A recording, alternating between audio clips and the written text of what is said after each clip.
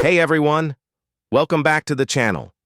I'm buzzing with excitement today to share a story that's not just groundbreaking, it's nuclear.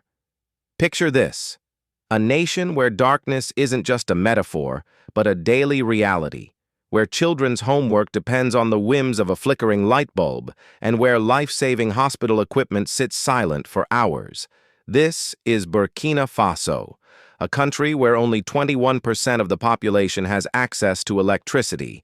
But hold on to your seats, because this West African nation is making a bold leap into the future, signing a historic nuclear energy deal with Russia. This isn't just a policy shift, it's a revolution. And it's packed with geopolitical drama, daring leadership, and a glimpse into Africa's energy future. Before we dive in, I want to take a moment to celebrate you, the incredible community that makes this channel thrive. Whether you've been here since day one or just hit subscribe, your support fuels every video we create. We're chasing a big dream, 30,000 subscribers by the end of this month. With your help, we're inching closer every day.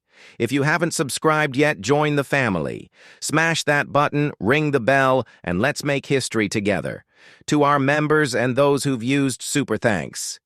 You're the backbone of this channel. Your contributions allow us to dig deeper, travel farther, and bring you stories that matter. From the bottom of my heart, thank you. Now, let's unpack this electrifying update. Burkina Faso's energy crisis isn't just a headline, it's a human story.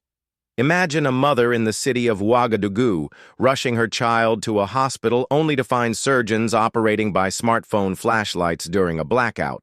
Or a farmer in the rural north watching his harvest spoil because there's no refrigeration. This is the daily grind for millions. Enter Captain Ibrahim Traoré, Burkina Faso's 34-year-old military leader who seized power in a 2022 coup. At last year's Russia-Africa summit, he looked Putin in the eye and said, "We need energy, and we need it now." Russia's response? A game-changing pact with Rosatom, its state nuclear giant, to build Burkina Faso's first nuclear power plant. The deal that could light up a nation. Let's break this down. Burkina Faso's entire energy grid currently produces a meager 420 megawatts, less than a single coal plant in many countries. For perspective, New York City uses around 11,000 megawatts on a hot summer day. The Rosatom deal aims to double Burkina Faso's capacity by 2030. But this isn't just about megawatts. It's about transformation. Streetlights that stay on past sunset. Schools where kids can study after dark, factories that don't shut down for hours due to rolling blackouts. The ripple effects could redefine every sector: healthcare, education, agriculture, and industry. The partnership goes beyond reactors. Rosatom will train Burkinabe engineers, develop nuclear tech for cancer treatment and food preservation, and even launch public campaigns to demystify nuclear energy. But here's the kicker. Burkina Faso lacks a single nuclear expert today.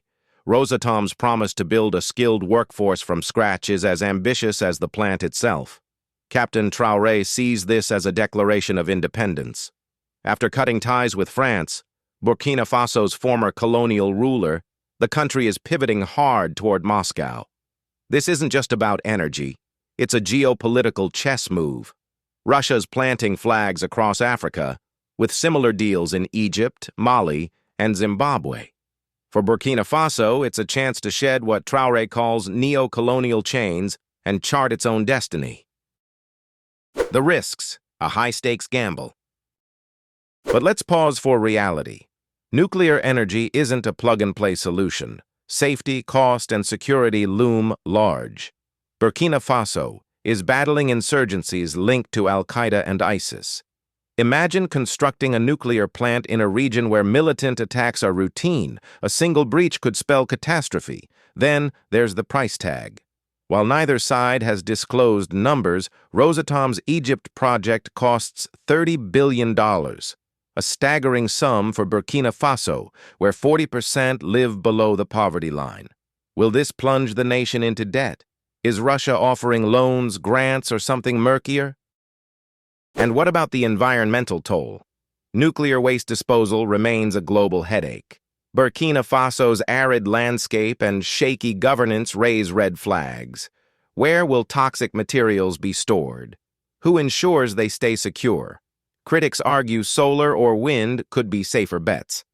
But Traoré's team counters that nuclear offers 24/7 reliability, unlike intermittent renewables. For a nation desperate to industrialize, that consistency is golden. The human impact beyond megawatts. Let's zoom in on what this means for everyday Burkina.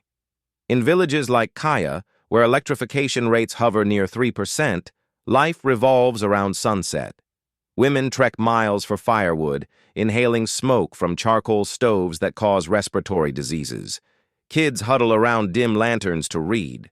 A nuclear-powered grid could change everything. Clinics could refrigerate vaccines. Farmers could irrigate fields with electric pumps. Students could access online learning. The societal leap could mirror the arrival of electricity in rural America a century ago. But progress hinges on rural infrastructure.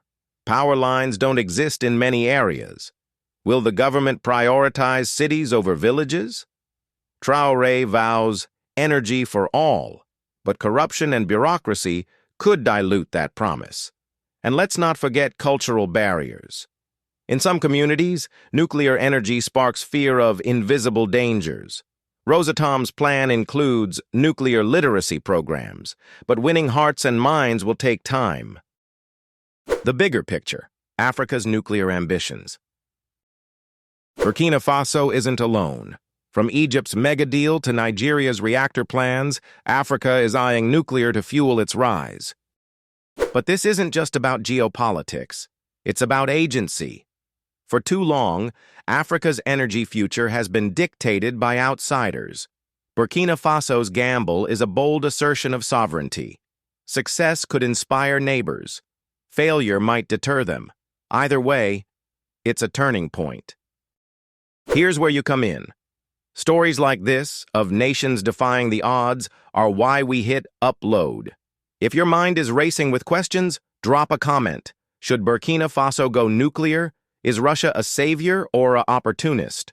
What energy solution would you prioritize? Let's debate.